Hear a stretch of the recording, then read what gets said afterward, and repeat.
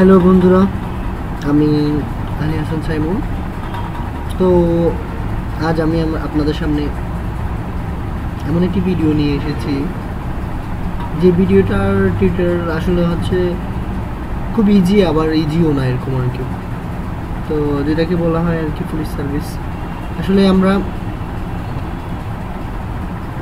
আমাদের অনেক কিছুই হারিয়ে যায়, যেমন ধরেন মোবাইল, তারপর এনআইডি কার্ড, তারপর সার্টিফিকেট, গুরুত্বপূর্ণ অনেক কিছুই আমাদের হারিয়ে যায়। তো আমরা অনেক সময় থানায় গিয়ে জিডি করতে হয়, জিডিটা আসলে কীভাবে করতে হয় সেটা আমরা জানি না।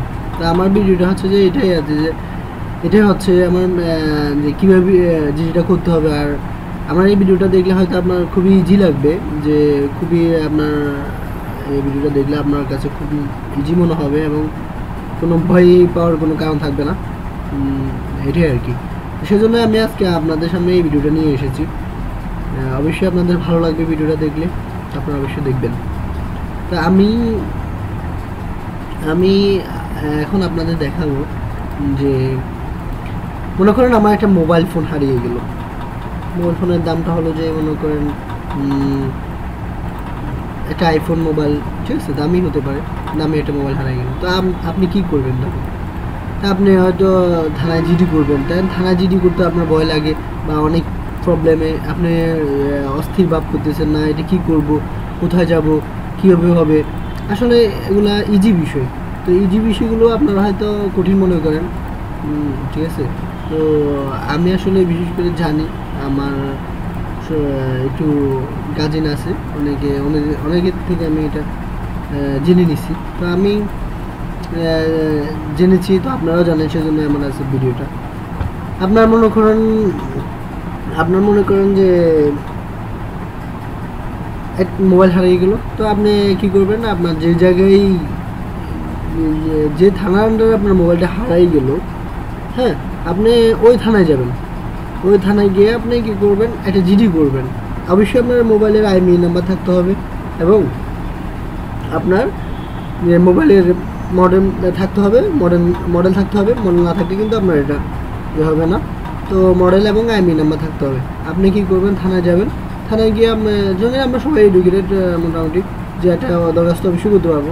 হ্যাঁ, এরকম করে আপনার একটা করে নেবেন, এরকম করে একটা দরখাস্ত করবেন বা অফিসার ইনচার্জ, তারপরে এভাবে করবেন।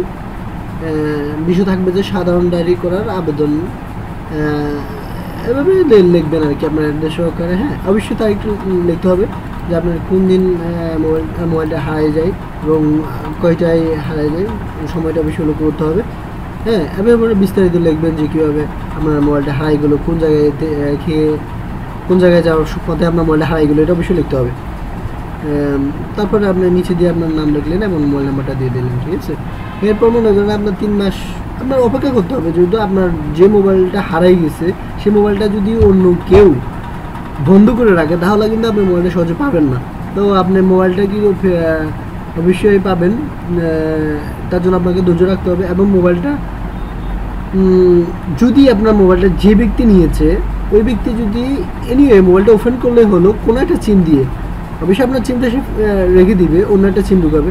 যখন এসে মোবাইল কাজ আপনি এটা করতে হবে, দরখাস্ত করতে হবে। দরখাস্ত না করলে আপনি মনে করেন যে আপনার মোবাইল হারিয়ে গেলো, এনআইডি কার্ড হারিয়ে গেলো, অথবা আপনার সার্টিফিকেট হারিয়ে গেলো, যে কোনো কিছু, আপনি কি করবেন, থানায় যাবেন। থানায় গিয়ে যদি আপনি দরখাস্ত পারেন, তাহলে কোনো একটা কাগজে আপনি একটা দরখাস্ত লিখবেন এবং ফটোকপি করে নেবেন। আর ফটোকপি করে আপনি ডিটি অফিসার থাকে থানায়, ডিটি অফিসারের কাছে যাবেন। গিয়ে আপনি বলবেন যে আমি এটা জিডি করতে চাচ্ছি এবং জিডিটার টাইটেল আপনি দিবেন ওনাকে। উনি অবশ্যই আপনার জিডিটা পড়বে এবং দেখবে, কোনো ভুল থাকলে আপনাকে কালেকশান দিবে। আর যদি ভুল না থাকে, তাহলে অবশ্যই আপনাকে এখানে আপনার একটা চিল মেরে দিবে ডিটি অফিসারের এবং জিডি নাম্বারটা বসায় দিবে। পরবর্তীতে আপনার এটা কার্যকর হয়ে গেল, অ্যাক্টিভ হয়ে গেল, সমস্যা নাই। এবং আপনার যদি মনে করেন আপনার পারেন না, তো আপনি ওখানে অবশ্যই কারো থেকে হেল্প নিতে পারেন। থানার অবশ্যই কম্পিউটার অপারেটর আছে, তার থেকে হেল্প নিতে পারেন।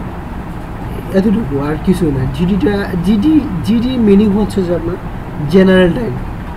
তো এই জিডিটা আসলে কিছুই না। অনেকে ভয় পেয়ে থাকেন যে আসলে জিডি করতে হবে কি না কি, থানায় আবার কি ঝামেলায় ইয়া, আসলে এগুলো কিছুই না, এটা একেবারে দিস ইজ সিম্পল। ঠিক আছে, আপনার একেবারে সিম্পল একটা বিষয়, যাবেন একটা দরখাস্ত করবেন, জিডি হয়ে যাবে ব্যাস, অতটুকু। কিন্তু হ্যাঁ, আপনার জিডিটা মনে করেন অনেক আগে আপনার মোবাইলটা হারাই গেল, কমপক্ষে 5 মাস আগে বা 1 বছর আগে, আপনি যদি 1 বছর পরে গিয়ে জিডি করেন সেটা কিন্তু হবে না। আপনাকে অবশ্যই জিডিটা করতে হবে যে রিসেন্টলি হারাই গেছে, রিসেন্টলি আপনার থানায় যেতে হবে।